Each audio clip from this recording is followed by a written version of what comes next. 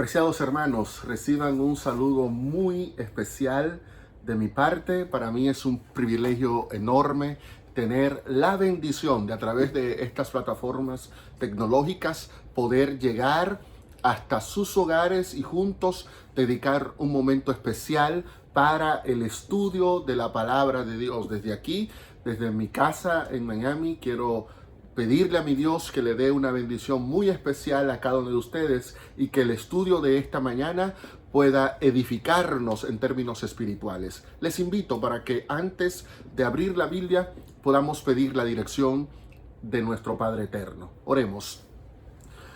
Buen Dios que estás en los cielos, ahora que vamos a estudiar tu palabra, queremos pedirte que tu Santo Espíritu nos ilumine, que tú puedas guiarnos, instruirnos en el conocimiento de las Escrituras y que el mensaje que podamos compartir en este momento con la hermandad pueda ser un mensaje que nos dé la seguridad de que en ti alcanzaremos la victoria. En el nombre de tu Hijo Jesucristo te lo pedimos. Amén.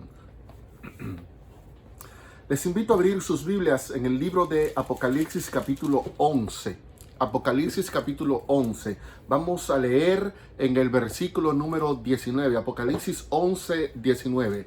Antes de que podamos leer el texto, me gustaría que tú te dieras cuenta de un fenómeno que es sumamente interesante, y es que cada vez que Juan va a comenzar una nueva sección de su libro, la inicia precisamente introduciendo una imagen de Jesús dentro del santuario celestial. Por ejemplo, la primera imagen introductoria que encontramos en Apocalipsis es la que introduce la visión de las iglesias en los capítulos 2 y 3. Pero antes de introducir la visión de las iglesias, en el capítulo 1, Jesús aparece vestido de sumo sacerdote y que anda caminando. Apocalipsis 1, 12 y 13 dice que anda caminando en medio de los 7 candelabros de oro. Así que antes de presentar a las iglesias, Juan nos presenta a Jesús que anda en medio de los 7 candelabros que, según el versículo 20, representan las iglesias. Entonces Juan simbólicamente nos está diciendo que así como Jesús camina en el santuario celestial, del mismo modo, a través de la presencia de su Espíritu, el Hijo de Dios va caminando por cada una de nuestras iglesias. En el capítulo 8, antes de introducir la visión que tiene que ver con las trompetas, desde el versículo 3 en adelante, Juan dice que él vio el incensario de oro que estaba frente al trono y que un ángel tomaba y le añadía incienso a las oraciones de los santos. Otra vez, aquí estamos viendo a una figura angelical, en este caso, pero que según el espíritu de profecía es un ángel que representa a Jesús. No está hablando entonces de un simple ser creado, sino el mismo Jesús que toma las oraciones de su pueblo y él le echa más incienso a esas oraciones para que puedan subir hasta la misma presencia de Dios. Pero el punto clave aquí es que el incensario aparece frente al trono, delante del trono, como dice el libro de Éxodo, que había sido colocado el altar del incienso, porque el altar del incienso se colocó precisamente en el velo que separaba el lugar santo del lugar santísimo. Usted cruzaba ese velo y entraba donde estaba el arca del pacto, que era símbolo del trono de Dios. Así que el altar del incienso estaba delante del arca, que simbolizaba el trono. Eso es lo que Apocalipsis 8 nos está diciendo. Se presenta esa visión y luego viene la visión de las trompetas. Pero noten que tanto el candelabro como el altar del incienso estaban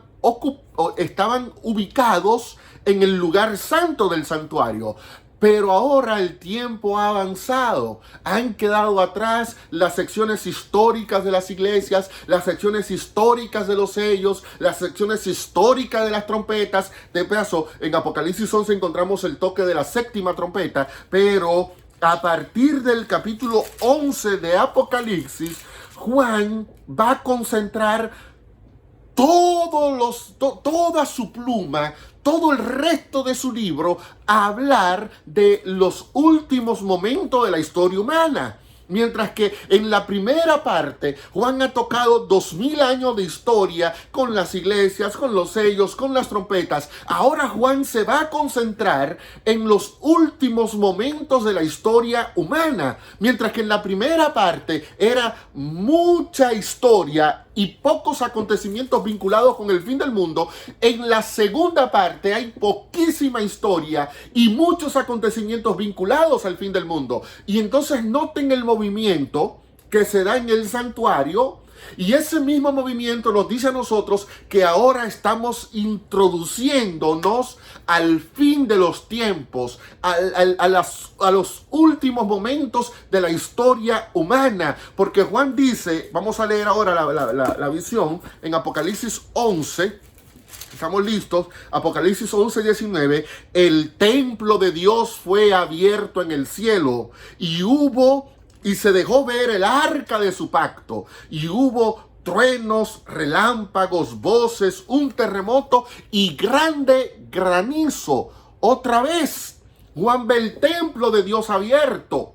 Lo había visto en el capítulo 1, lo había visto en el capítulo 8, pero ahora cuando el templo de Dios se abre, Juan dice que vio el arca del pacto. Así que el arca ahora nos está llevando ¿hacia qué parte del santuario? ¿Al santo o al santísimo? El arca nos está llevando al lugar santísimo del santuario. El arca nos está entonces colocando en la última fase del ministerio de Jesús. El arca nos está colocando en el día de la expiación cósmico, el día escatológico, donde Dios iba a estar en el santuario llevando a cabo una obra especial de juicio, como dice Daniel 7, un juicio que sería a favor de los santos del Altísimo. Pero yo quisiera que nosotros entendamos por qué Jesús, antes de presentar el desenlace de los acontecimientos que comienzan a mencionarse en el capítulo 12 del libro de Apocalipsis, ¿por qué Jesús introduce esto con la imagen del arca? ¿Por qué a Juan se le mostró el arca? ¿Por qué antes de avanzar en el cuadro de los eventos finales, Dios le dice a Juan: ven, te voy a enseñar mi templo y te voy a permitir que tú puedas ver el arca del pacto? Recordemos que el arca del pacto solamente podía verse una vez al año. ¿Recuerdan, verdad? Una vez al año, Levítico 16, durante el día de la expiación. Durante el día de la expiación. Con esa imagen, lo que Juan nos está diciendo, partiendo de que Daniel 8:14 dice que el día escatológico de la expiación comenzaría en 1844, cuando Dios le permite a Juan entrar al lugar santísimo y ver el arca, es porque Dios le quiere fijar en la mente a Juan que los acontecimientos que vienen ahora tienen que ver con eventos posteriores a 1844. Tienen que ver con eventos relacionados con el pueblo remanente de Dios, con la misión de ese remanente, con la identidad de ese remanente y con los enemigos de ese remanente. Pero a Juan se le llama y le dice: mira. Y Juan ve el arca del pacto. Segundo elemento que me llama la atención, el primero era ese. Para ver el arca tenía que ser en un contexto de juicio. Si Juan ve el arca es porque ya el juicio en el cielo comenzó. Pero había otro elemento interesante. Juan no era sumo sacerdote. Por lo tanto, Juan no podía ver el arca. Si Juan ahora está mirando el arca, entonces se ha roto lo que había establecido Dios, de que solamente el sumo sacerdote, una vez al año, en el día de la expiación, podía ver el arca.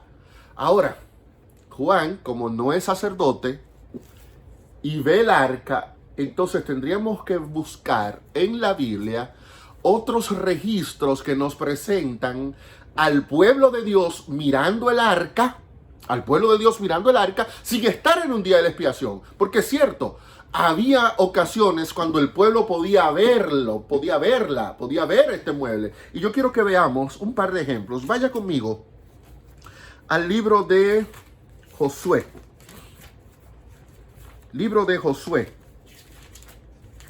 capítulo 3. Josué, capítulo 3.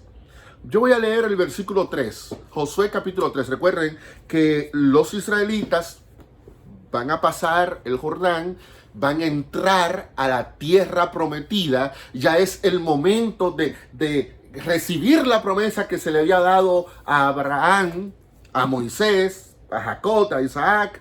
En fin, la promesa que Dios le había hecho a su pueblo. Pero miren el versículo 3. Y ordenaron al pueblo: cuando veáis el arca del pacto de vuestro Dios. ¿Cuando veáis qué? ¿Cuando veáis qué? Cuando veáis el arca. Así que el pueblo podía ver el arca. Juan es un miembro del pueblo. Juan no es un sacerdote. Si Juan está viendo el arca, Juan entonces tiene que estar en otro contexto, no solamente en el contexto del día de la expiación. Y entonces sigue diciendo el texto: cuando veáis el arca de Jehová, vuestro Dios, y a los levitas y los sacerdotes que la llevan, saldréis del lugar donde estáis y marcharéis detrás de ella. Muy bien, vamos a detenernos aquí. Si el pueblo veía el arca que iba delante de ellos, ¿qué tenía que hacer el pueblo? Tenía que seguir sentado, jugando, comiendo. ¿Qué tenía que hacer el pueblo? Dice el texto que el pueblo tenía que marchar. ¿Qué tenía que hacer el pueblo? Marchar. Así que cuando el pueblo veía el arca, entonces el pueblo sabía: no es tiempo para estar sentados, no es tiempo para estar jugando, no es tiempo para estar dormidos. Ha llegado la hora en el que tenemos que levantarnos y marchar. ¿Marchar hacia dónde? Marchar hacia la Canaán terrenal. Marchar hacia el momento cuando Dios le daría la tierra como posesión. Pero lo que marcaba el paso era el arca. Si el pueblo veía que el arca se estaba colocando delante de ella junto con los sacerdotes, el pueblo sabía: llegó la hora de marchar. Sigue diciendo el texto en el versículo 6: después dijo Jehová a los sacerdotes: tomad el arca del pacto y pasad delante del pueblo. Y más adelante, en versículo 8, tú puedes mandar a esto a los sacerdotes que llevan el arca del pacto, y cuando hayáis llegado a la orilla del agua del Jordán, os detendréis en el Jordán. Y ustedes conocen la historia: el Jordán se iba a abrir. Pero para que el Jordán se abriera, ¿quién tenía que ir delante?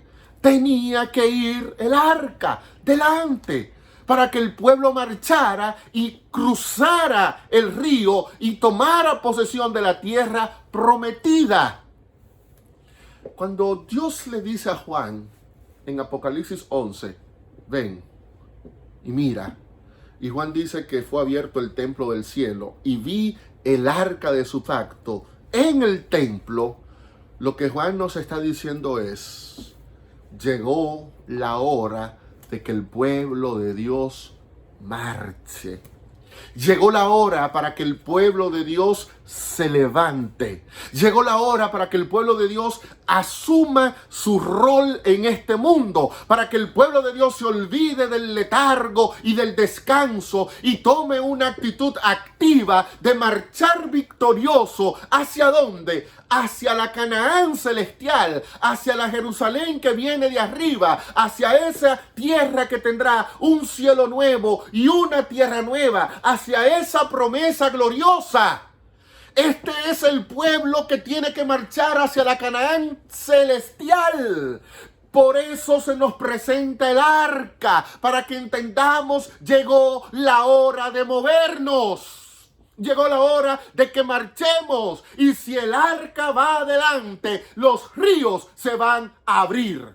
Se van a abrir para que el pueblo de Dios pase victorioso y llegue a la Canaán celestial. Como el pueblo de Israel, tras el paso victorioso del Jordán, entró a la tierra prometida, pero la garantía de que ellos entrarían a la tierra era precisamente de que el arca, el símbolo de la presencia divina, iría con ellos.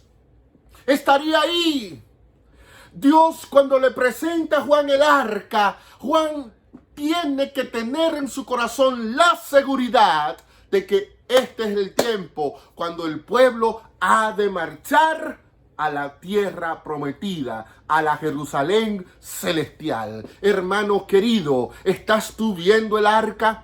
No es momento para quejarnos. No es momento para quejarnos, no es momento para llorar, no es momento para lamentarnos o para dormirnos o para jugar. Es momento para que el pueblo de Dios se levante y marche detrás del arca hacia la posesión de la tierra celestial que Dios tiene para cada uno de nosotros. Recuerda lo que decía San Pablo en Colosenses. Ponemos nuestra atención nosotros, ¿en dónde? En las cosas de arriba, donde Cristo está sentado a la diestra de Dios. Nosotros no estamos mirando hacia este mundo, porque en este mundo no hay nada para nosotros. La promesa que Dios nos da es que el arca va adelante para guiarnos a la Jerusalén celestial, a lo que está arriba. El arca entonces ha de llamar nuestra atención hacia lo celestial, hacia lo que trasciende lo que tú y yo podemos ver en esta tierra.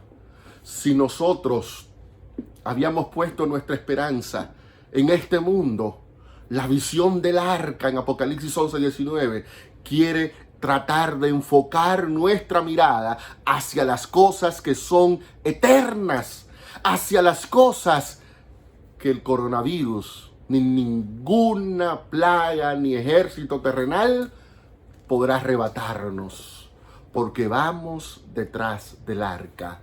Jehová nuestro Dios va adelante, y si Jehová nuestro Dios va adelante, ¿quién podrá detenernos? Hay una segunda razón por la que Juan ve el arca. Vaya conmigo a Números capítulo 10. Números capítulo 10. Vamos a leer desde el versículo 33 de Números 10. Así partieron del monte de Jehová para una jornada de 3 días. El arca del pacto de Jehová fue delante de ellos los 3 días de camino, buscándoles un lugar de descanso. Desde que salieron del campamento, la nube de Jehová iba sobre ellos, y cuando el arca se movía, noten ahora, cuando el arca se movía, noten, se movía porque el arca iba delante del pueblo, buscándole camino al pueblo. Cuando el arca se movía, Moisés decía: levántate, Jehová, que sean dispersados tus enemigos y huyan de tu presencia los que te aborrecen. Espérate. Cuando el arca iba delante del pueblo, cuando el arca iba delante del pueblo, no solamente significaba, como vimos en el libro de Josué, que era el momento de que el pueblo marchara y entrara a la tierra prometida, sino que el movimiento del arca que activaba al pueblo de Dios, automáticamente el movimiento del arca también activaba ¿a quiénes? A los enemigos de Dios. Así que cuando el pueblo de Dios decía: ok, llegó la hora de conquistar ese territorio, marchemos hacia Canaán, en el camino estaban esperándolos los cananeos, los filisteos, los jebuseos, los amorreos, los heteos y todas esas tribus que estaban en el camino, todos los enemigos. Y ahora entonces Israel, dice Éxodo 12 que era un pueblo que no tenía entrenamiento bélico, pero ahora ese Israel que sale para conquistar Canaán tiene que enfrentar a sus enemigos. Pero Moisés dice: que si el arca va delante del pueblo, el pueblo podía tener la seguridad que el movimiento del arca también indicaba que Dios se levantaba junto con su pueblo y que cuando Dios iba delante de su pueblo, los enemigos eran como dispersos y los que le aborrecían huían de su presencia. De manera que todas esas tribus serían derrotadas porque la presencia maravillosa de Dios que iba delante de su pueblo haría que sus enemigos fueran dispersados. En otras palabras, el enemigo no es capaz de resistir el paso triunfante de la presencia divina que va guiando y dirigiendo el camino de su pueblo. Si el arca iba delante de Israel, entonces eso significaba que los enemigos huirían despavoridos, porque cuando el pueblo se levantaba a marchar, también Jehová se levantaba con el pueblo, y si Jehová está con el pueblo, no había poder humano que pudiera con el pueblo. Ahora bien, note usted lo siguiente.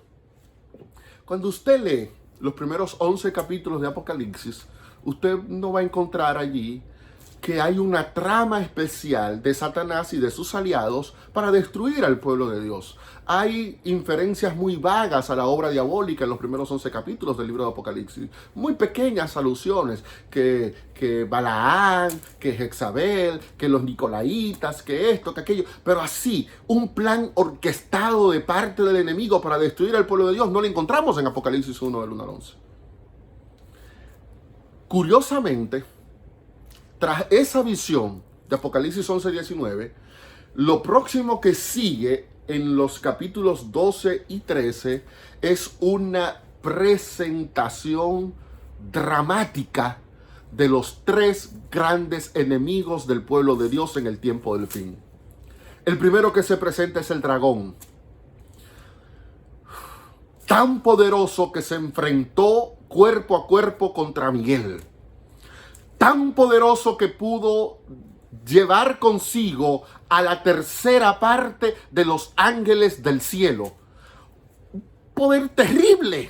El dragón está allí para devorar a la iglesia. Está allí para tirar un río de persecución a la iglesia. Está allí para quitarle la vida a los miembros de la iglesia. Está allí para hacer guerra, dice el último versículo del capítulo 12 y 17. Está allí para hacer una guerra contra el pueblo remanente de Dios, los que guardan los mandamientos de Dios y tienen el testimonio de Jesús. Pero ese dragón poderoso, cuyo poder comenzó con una guerra en el cielo, pero que continúa manifestando y dando muestra de su poderío aquí en la tierra, no anda solo. Tiene dos grandes compañeros. En Apocalipsis 13:1 en adelante aparece el primer compañero, la bestia del mar. Poder también terrible. Recibió su trono, la autoridad y el poder del dragón, y persiguió a los santos, blasfemó contra Dios, le quitó la vida a espada a muchos de los hijos de Dios. Un poder totalmente concentrado en acabar con la vida del pueblo de Dios.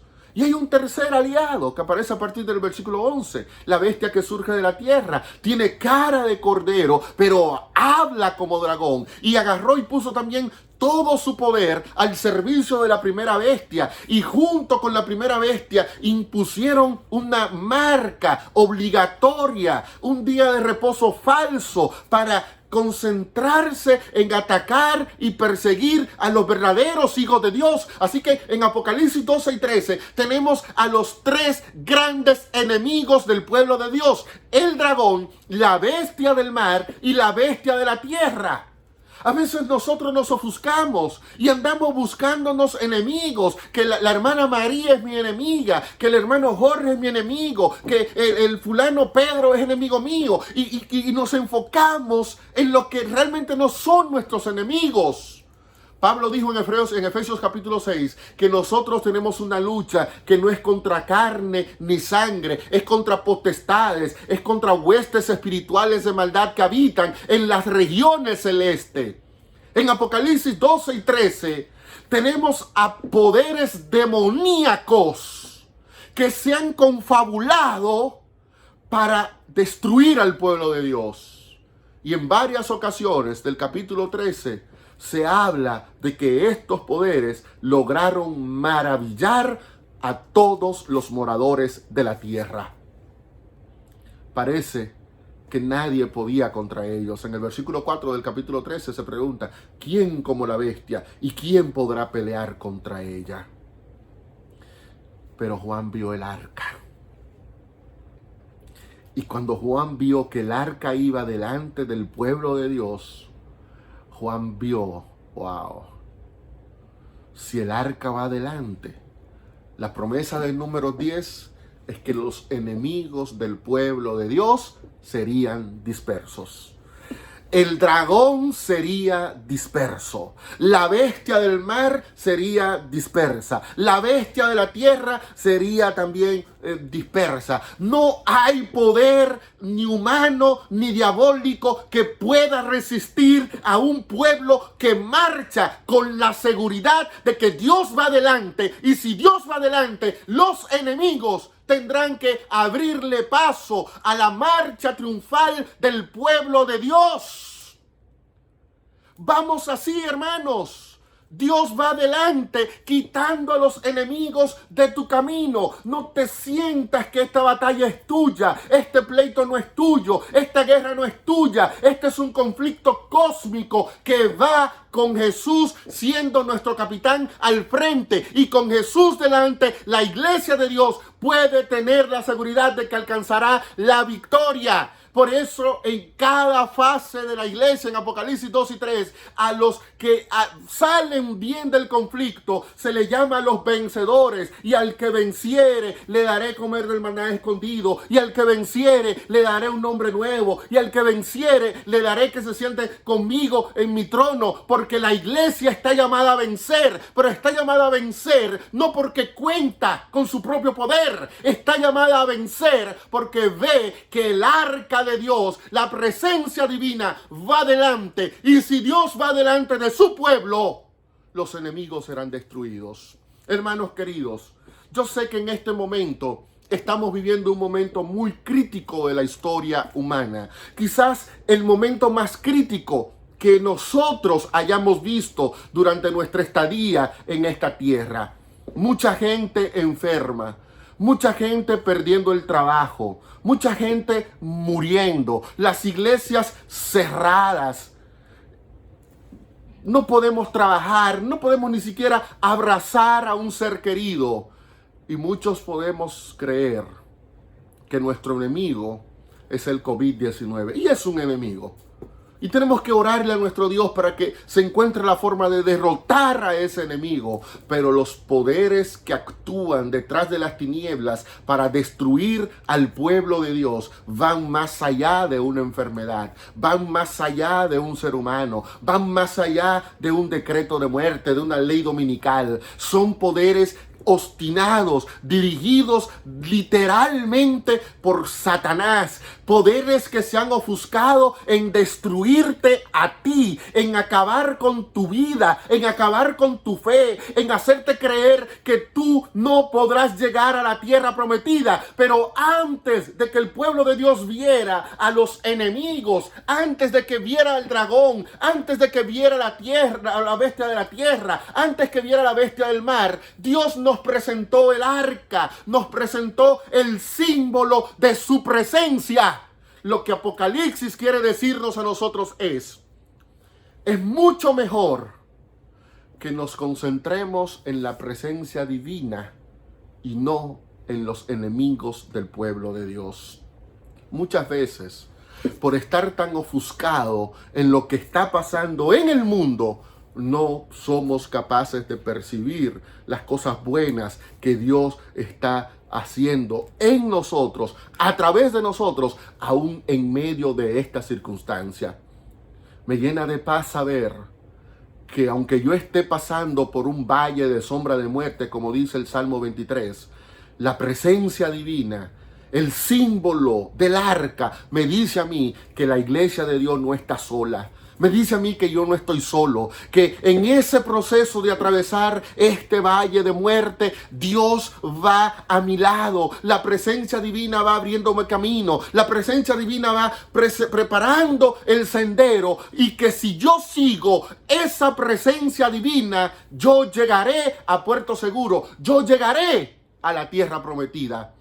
Pero llegaré no porque yo conozco el camino, porque yo no lo conozco. Si me dejan a mí, me voy a extraviar. Pero Dios conoce el camino. Y Dios sabe hacia dónde está dirigiendo su iglesia. Así que no tenemos que tener miedo. No tenemos que asustarnos, no tenemos que creer a teorías conspirativas y que ya esta enfermedad va a provocar la ley dominical y que por esta enfermedad tenemos que salir corriendo y abandonar las ciudades y todas esas cosas que vienen a traer intranquilidad y a traer angustia y desesperación al pueblo de Dios. El pueblo de Dios no necesita sentir miedo a nada, ni a la ley dominical, ni al COVID-19, ni a una enfermedad, nada, ni a la muerte. Porque el Dios de victoria va de nuestro lado. Pero muchos odiamos ese detalle y no miramos el arca.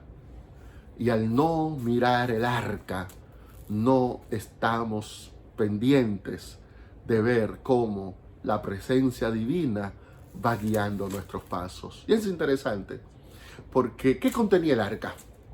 ¿Qué contenía el arca? Contenía la tabla, las dos tablas de la ley. Así que la manera que el arca tenía de guiar al pueblo era diciéndole al pueblo, sigan estos mandamientos. Es interesante que cuando uno lee Apocalipsis 13, uno se da cuenta que hay una guerra abierta contra los mandamientos de Dios.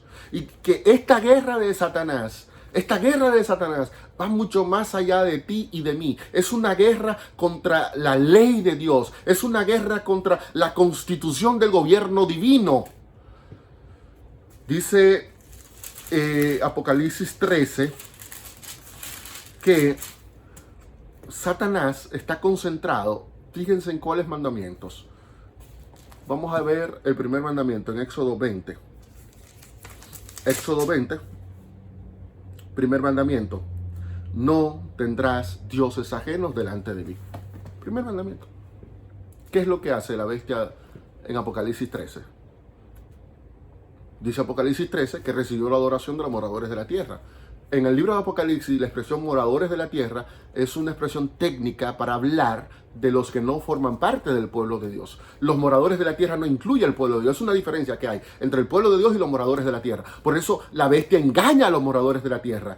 Hace que los moradores de la tierra la adoren. Pero no hace eso, que no puede engañar al pueblo de Dios ni captar la adoración del pueblo de Dios. Pero sí, a los moradores de la tierra adorarla, la bestia se ha levantado como si fuera Dios. Por lo tanto, está agarrando el primer mandamiento y lo está tirando al suelo. El segundo mandamiento dice que no tendrás dioses ajenos delante de mí. No te harás imagen. No te inclinarás a ellas, ni en los cielos, ni en la tierra. Pero en Apocalipsis 13 vemos a la bestia de la tierra haciéndole una imagen a la bestia del mar. Y una imagen también para que recibiera la adoración humana. El tercer mandamiento dice que tú no puedes tomar el nombre de Dios en vano. Pero en Apocalipsis 13 vemos que la bestia blasfema contra Dios y contra su nombre. En el cuarto mandamiento dice que hay que guardar el sábado, pero la bestia de la tierra y la bestia del mar unidas logran imponer una marca que no es más que una falsificación del sábado, el domingo como día de reposo. Entonces vemos que estos poderes están confabulados para quitar los mandamientos que tienen que ver con la ley, los mandamientos de la ley de Dios, que tienen que ver con nuestra relación con Dios. Porque si quita esos 4 mandamientos, quito el no tendrás dioses ajenos, el no te harás imagen, el no blasfemar el nombre de Dios y el no adorar en sábado, si quito esos mandamientos, entonces estoy quitando a Dios de la vida humana. Y al quitar a Dios de la vida humana, está ocupando ese lugar Satanás y su trinidad diabólica. Así que esto no es un asunto que tiene que ver con erradicar a los adventistas del séptimo día. No, es algo mucho más grande. Es un plan que tiene con erradicar el concepto de Dios de la vida del ser humano. Quitar a Dios, quitar al Creador, quitar al Redentor y en su lugar poner dioses de barro que no pueden salvar. Hay un ataque contra Dios. Por eso la batalla no es solo de nosotros. Dios va adelante. Él es nuestro principal guerrero porque es su nombre y su justicia la que está siendo puesto en duda por Satanás, por los moradores de la tierra y por esa Trinidad diabólica. Por eso el arca aparece diciendo: Dios, Cristo, nuestro general, va delante de nosotros. Y si Él va delante, no tenemos a nada que temer. Hace muchos años atrás, Elena de White tuvo un sueño. Y ella describe ese sueño en Mensajes Selectos, tomo 1, página 240. Mensajes Selectos, tomo 1, página 240. Permítanme leerles una parte de la visión. Elena de White iba en un barco que navegaba por en medio de una neblina muy tensa, casi imposible de que el capitán pudiera ver lo que estaba delante de ellos. De repente, cuando el barco va navegando por las frías aguas del Atlántico Norte, entonces uno de los marineros dijo: iceberg a la vista. El capitán y su equipo se turbaron, puesto que ya no le quedaba mucho tiempo para maniobrar.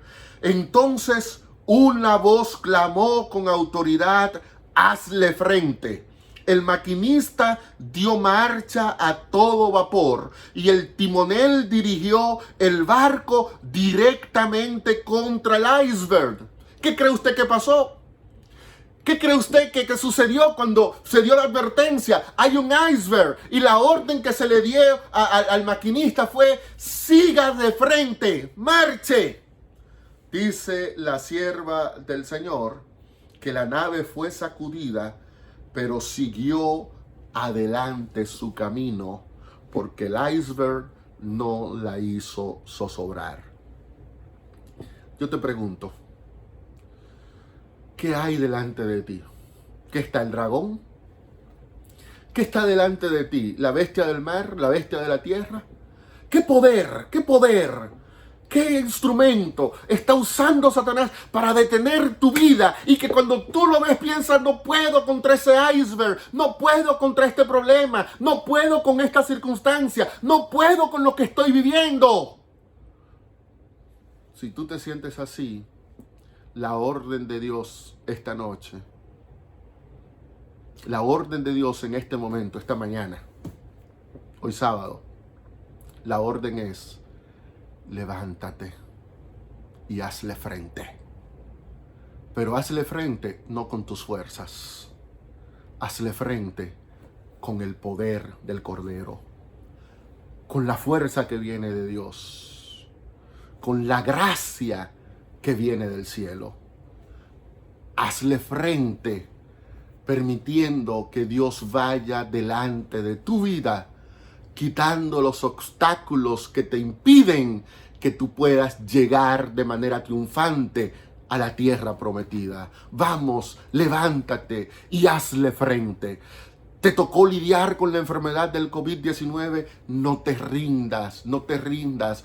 Pídele poder a Dios y hazle frente. Te toca ahora lidiar con la pérdida del desempleo. No te rindas. No mires que ese es un iceberg que va a acabar con tu vida. Levántate, pon tu máquina a toda velocidad y hazle frente. No importa, hermano querido, cuál sea tu problema, hazle frente. No le huyas, enfréntalo, pero enfréntalo confiando en que Dios está contigo. Y si Dios está contigo, dice San Pablo en Romanos 8, ¿quién podrá contra ti?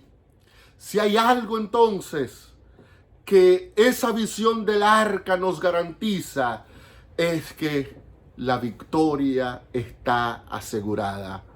Y está asegurada porque Dios va guiando a su pueblo remanente. Jesús va guiando los pasos de su pueblo en este momento tan oscuro de la historia humana. En Apocalipsis 14, cuando Juan vio a los 144,000, Juan dijo algo muy hermoso de ellos. Juan dijo: estos son los que siguen al Cordero por donde quiera que va. Y la visión del arca lo que quiere es que nosotros tomemos esa decisión, seguir a Dios, seguir al Cordero. A veces el camino del Cordero puede ser un poquito angustioso, puede ser doloroso, puede parecernos inciertos, pero el camino del Cordero es el mejor camino, pues es el que nos llevará a la Canaán celestial. Yo te pregunto, ¿quisieras tú caminar detrás del Cordero? Permitirle al Padre Celestial que vaya delante de nosotros. ¿Quisieras tú ver el arca del pacto? No como esa caja que contiene esos mandamientos que algunos hasta sienten que es gravoso, pero podemos ver el arca como el instrumento que nos da las herramientas para nosotros vencer. Pero una victoria que no llega porque seamos obedientes a la ley. Una victoria que llega porque por encima de la ley está la gloria de Dios, marcando su presencia poderosa en medio de su pueblo. Hoy Dios quiere levantarse y comenzar a marchar, pero quiere que tú lo hagas con Él. Porque cuando Jehová se levantaba, el pueblo también levantaba. Y cuando Jehová marchaba, el pueblo también marchaba. Y cuando los enemigos de Jehová se iban, también los enemigos del pueblo se iban. Porque la presencia poderosa de Dios nos llevará de victoria en victoria. Que Dios nos ayude entonces a mirar hacia el arca. Que Dios nos ayude a entender que estamos en el último momento de la historia humana. Que Dios nos ayude que ha llegado el momento donde tenemos que marchar triunfante hacia la tierra prometida. Que Dios nos ayude a comprender que este es el momento cuando mi Dios se levanta para derrotar a nuestros enemigos. Padre Celestial, gracias, gracias. Porque en este viaje no vamos solos, porque tú vas de nuestro lado, porque tú te has levantado de tu trono para guiar las pisadas de tu pueblo. Y gracias, oh Padre, porque tu caminar, ese caminar al que nosotros vamos siguiendo en este momento, nos da la victoria sobre los poderes del mal, nos da la victoria sobre nuestros enemigos, y nos hace tener la seguridad que aunque ahora somos una iglesia militante, una iglesia que marcha con dolor, con tristeza, pero también con gozo y alegría hacia el reino de los cielos, pero que esta iglesia que hoy es una iglesia que marcha por tu presencia divina delante de nosotros, muy pronto será una iglesia triunfante. Gracias, Señor, por eso. Y permite que todos los que hemos participado de este culto podamos llegar victoriosos a la Canaán celestial. En tu nombre te lo pedimos, Señor. Amén. Amén. Que Dios les bendiga.